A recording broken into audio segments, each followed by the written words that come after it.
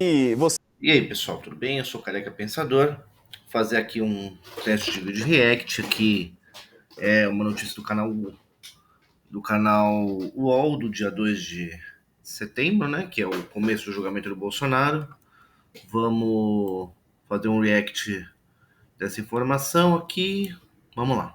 você acha que sim, com essas estratégias adotadas pelas defesas, né? O bolsonarismo espera o que exatamente disso? O resultado disso, né? Eles estão caminhando para que lado agora? O Tarcísio tem busca. Eu ouvi falar, eu vi no UOL que tá tendo um negócio de o Fux pode pedir vista, o Fux contra Moraes e tal. Eu acho saudável, de uma certa forma, essa questão de ter uma disputa, porque assim, o fato de ter uma unanimidade no STF é bem estranho. Mas vamos ver. Chamar de atraente o quê? Aquela peruca dele? Busca da anistia, né? O Bolsonaro está aí recolhido. O Eduardo lá nos Estados Unidos buscando sanções e dizendo que quer ser candidato. Eles ainda estão perdidos mesmo, como demonstram estar? Tem um norte definido? O que você acha? Não tem um norte definido. Tipo assim, é estranho, né? Essas questões. Tipo, a última estratégia do Bolsonaro chamou o Alexandre de Moraes para ser ministro dele, lembra? Ou seja, não tem digamos, uma direção única, né, em torno do bolsonarismo. E eu acho que isso fala muito do momento, mas fala principalmente de como se organiza a direita e a extrema-direita no atual momento. Ou seja, uma bagunça. Saindo o Bolsonaro, que o Bolsonaro hoje é a principal liderança, não só da extrema-direita, mas o nome da direita e da extrema. E o medo do que esse pessoal chama de extrema-direita, né? Tudo bem que o Bolsonaro, ele.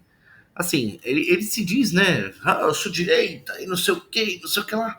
Mas, mano, eu acho que daria para chamar de ultradireita. Extrema-direita. Eu acho que não. Extrema-direita, fica essa disputa, e aí você tem, digamos, essas várias possibilidades. Então, isso está acontecendo, eu acho que tem uma espécie de disputa interna, né? A gente viu.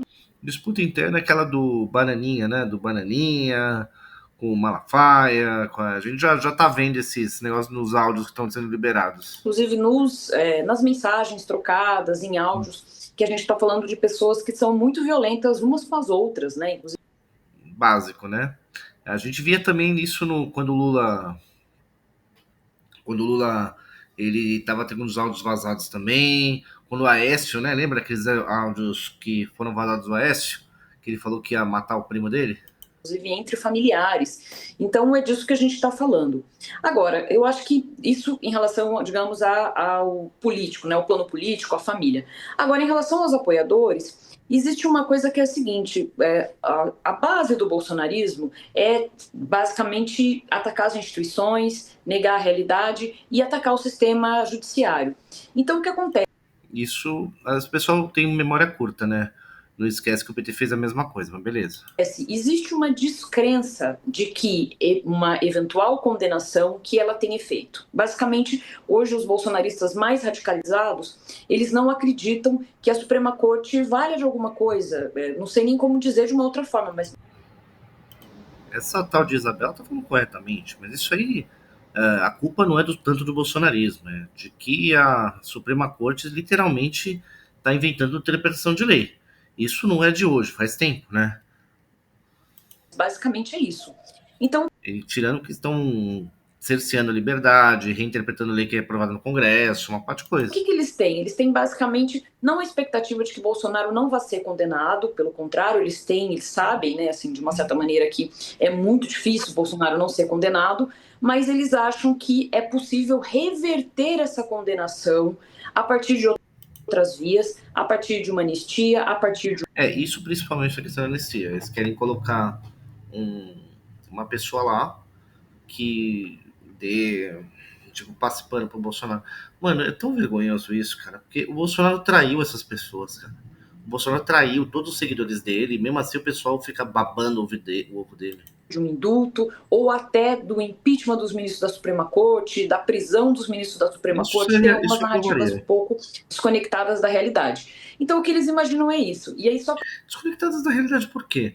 Se não tivesse cabo preso do pessoal do Senado, tipo, isso seria totalmente válido. Para finalizar, no momento que a gente estava tendo hoje o julgamento, tinha, ao mesmo tempo, uma audiência pública no Senado, presidida pelo Flávio Bolsonaro, para, de uma certa forma, tentar achar uma brecha legal, se é que isso é possível, contra o resultado da Suprema Corte. Então, basicamente, o que eles fazem é deslegitimar o resultado da Suprema Corte, e isso, infelizmente, está sendo endossado por políticos, né, por parlamentares, por deputados, que se colocam. Tem que ter alguém, pelo menos, assim.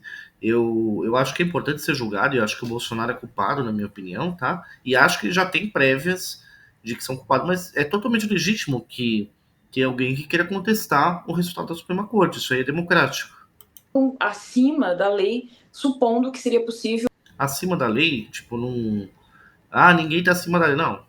São 3 poderes independentes entre si, que podem contestar um outro, tá? Esse papo, ninguém tá acima da lei, não significa que ninguém esteja acima do judiciário. Reabilitar o Bolsonaro mesmo após uma decisão judicial, o que seria inconstitucional, mas essa basicamente é digamos, o panorama de como opera e de como pensa o bolsonarismo hoje.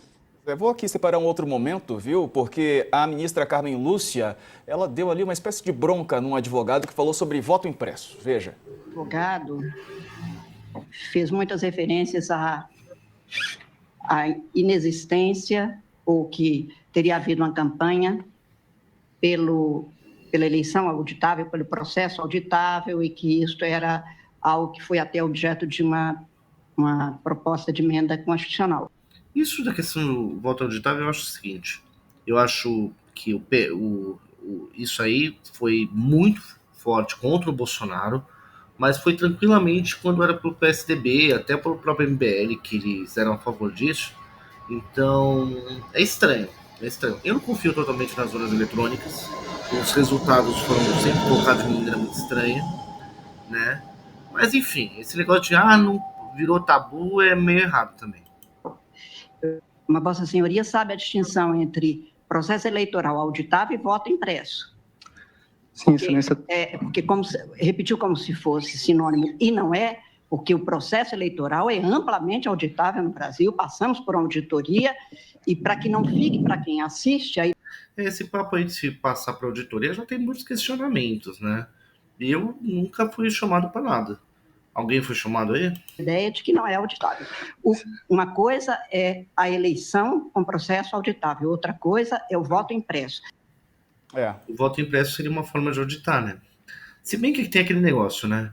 Você pode questionar, assim, o voto impresso, ele significaria também que você conseguiria questionar tipo assim, mano, um país com 200 milhões de pessoas, como é que você vai garantir 200 milhões de papeizinhos, sabe? Alguns papeizinhos se perdem, também é zoado pra caramba essa questão. Daí ia demorar, ia ficar tendo margem para questionar o resultado da eleição. Tá certo, a ministra, né, professor? Certamente, são conceitos completamente distintos, Diego. Então, fez todo sentido que a ministra fizesse essa intervenção. Não fez, tio. Não fez, tipo... eu acho que vale a pena sim ser questionado, porém, simplesmente uma questão que é inviável. Ainda tem que botar mais pressão na auditoria física mesmo. Colocar mais maneiras de você auditar, enfim.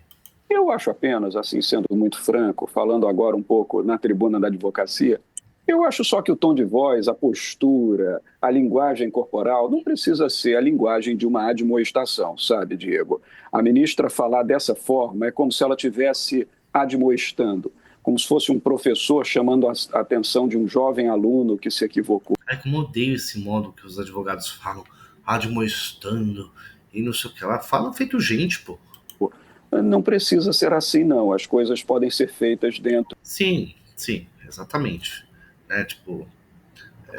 É uma arrogância tão grande do STF. Esse advogado aí tem razão, esse professor de direito.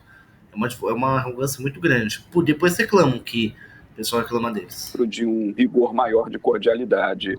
Já percebi isso em outras ocasiões, em pronunciamentos da ministra Carmen Lúcia, mas afora isso, o conteúdo em si do que ela falou está certíssimo. É isso mesmo. Quero agradecer aqui a Gustavo Sampaio. Professor, obrigado por ter nos atendido hoje, viu? Um abraço para o senhor. Bom, finalizou o vídeo. Eu espero que vocês tenham gostado, o pessoal se inscrevam. E vendo aqui outros comentários aqui. Sim, anistia para os golpistas, reverter condenação atravessando o povo brasileiro, a ministra Carmen Lúcia usou o tom, discurso que a advogada pediu, cana, sem anistia para golpistas. Deixa eu ver, ordenar por principais comentários, né? Papai Noel existe, esse professor Sampaio diz que precisa com uma qualidade por parte da ministra por aqueles que abusam. Infelizmente Trump vai entender que aqui é o Brasil. Enfim. Gente, obrigado. Curtam, se inscrevam-se e obrigado aí por você assistiu até aqui.